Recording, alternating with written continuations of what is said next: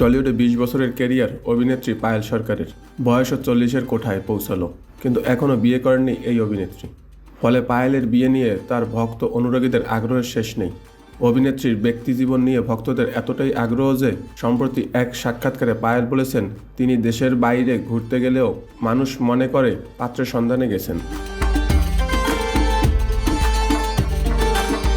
এই নায়িকা বলেন, আমি আমেরিকায় একটা পুরস্কার নিতে গিয়ে সামাজিক যোগাযোগ মাধ্যমে কিছু ছবি পোস্ট করেছিলাম। সেই ছবি দেখার পর অনেকেই বলা শুরু করলো আমি নাকি পাত্র খুঁজতে আমেরিকায় এসেছি, অথচ ছবিটা নিয়ে কেউ কোনো কথা বলল না।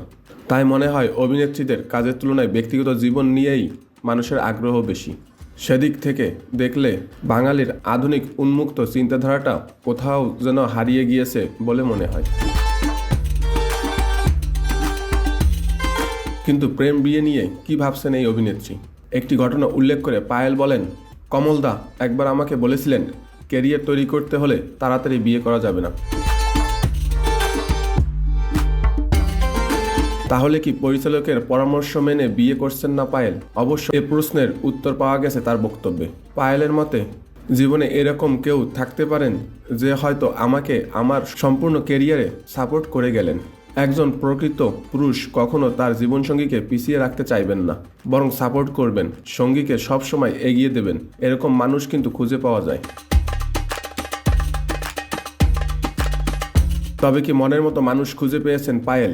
জবাবে এই অভিনেত্রী বলেন, দেখা যাক, ঠিক সময়ে জানতে পারবেন। এর আগে গত বছরের মাঝামাঝি সময়ে গুঞ্জন ওঠে একজন প্রবাসী বিয়ে করতে যাচ্ছেন পায়েল, কিন্তু এই খবর উড়িয়ে দিয়ে তিনি জানান কোনো প্রবাসীকে বিয়ে করছেন না, বরং কলকাতার কোনো ছেলেকে বিয়ে করবেন পায়েল।